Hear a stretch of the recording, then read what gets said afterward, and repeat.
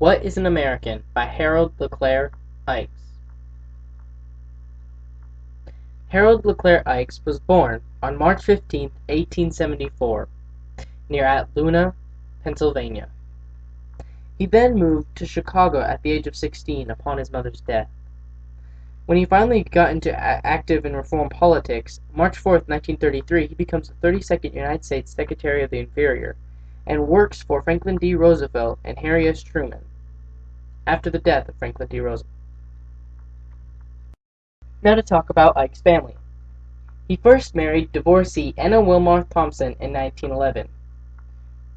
He had one son, Raymond, with Anna, and a stepson, Wilmarth. He also adopted two children while married to her, Robert and Frances. She died in an automobile accident on August 31st, 1935. On May 24th, 1938, Ikes was 64 years of age, and he married Jane Dolman, who lived from 1913 to 1972. She was 25 at the time. He had two children with his second wife, Harold McEwen Ikes and Elizabeth Jane.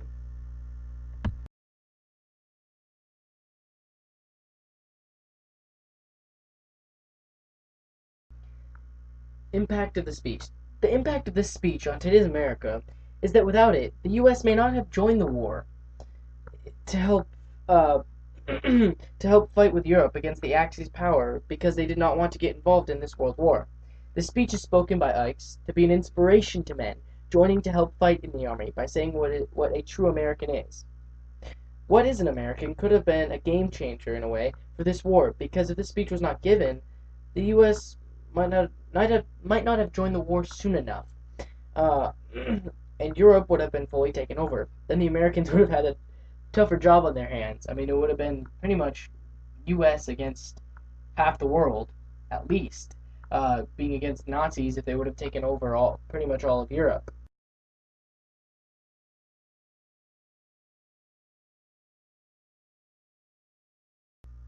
Hey, it's me again. Excited to see me? Probably not. Anyway, to the point. Inspiring quotes. What? These are actually two quotes that I thought were very inspiring, especially if you're Ikes using them to inspire the entire America. Well, United States of America, anyway. This one quote. What constitutes an American? Not color, nor race, nor religion, not the pedigree of his family, nor the place of his birth, not the coincidence of his citizenship, not his social status, nor his bank account, nor his trade, nor his profession. An American is one who loves justice and believes in the dignity of man. An American is one who will fight for his freedom and that of his neighbor. An American is one who will sacrifice property, ease, and security in order that he and his children may retain the rights of free men. An American is one in whose heart is engraved the immortal second sentence of the Declaration of Independence. Americans have always known how to fight for their rights and their way of life. Americans are not afraid to fight. They fight joyously in a just cause. We Americans know that freedom, like peace, is indivisible. We cannot retain our liberty if 3/4 of the world is enslaved. Brutality, injustice, and slavery, if practiced as dictators would have them, universally and systematically in the long run, would destroy us as surely as a fire raging in our nearby neighbor's house would burn ours if we didn't help to put out his. If we are to retain our own freedom, we must do everything within our power to aid Britain. We must also do everything to restore to the conquered peoples their freedom. This means the Germans too.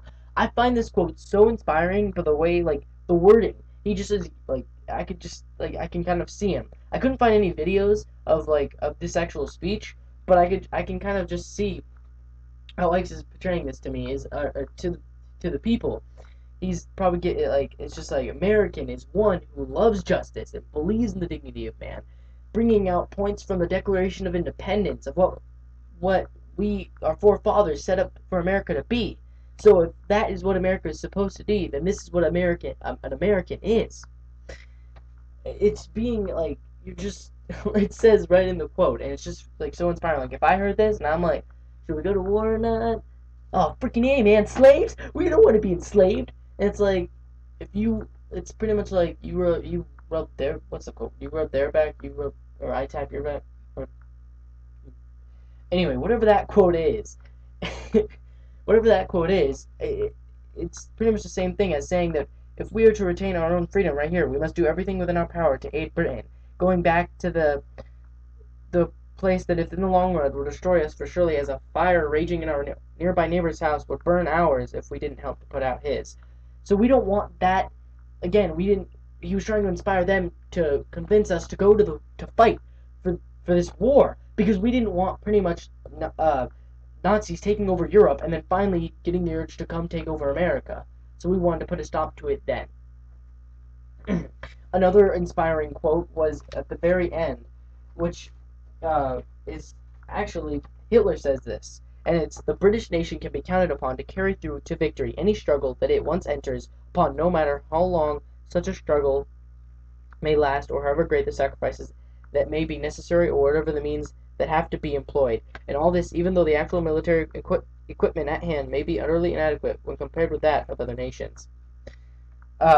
Hitler is saying this, and he's saying that the British nation isn't going to give up without a fight, and they are said to be, at least to be one of the top militaries in the world.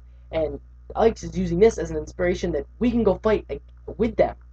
We can take on big allies. We've seen in our past, in the Revolution, in other wars against Britain, when they tried to take over places back in the U.S.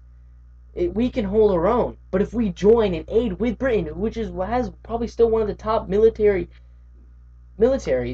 we put ours together, there would be like no problem. We could pretty much kick some freaking butt against these Nazis.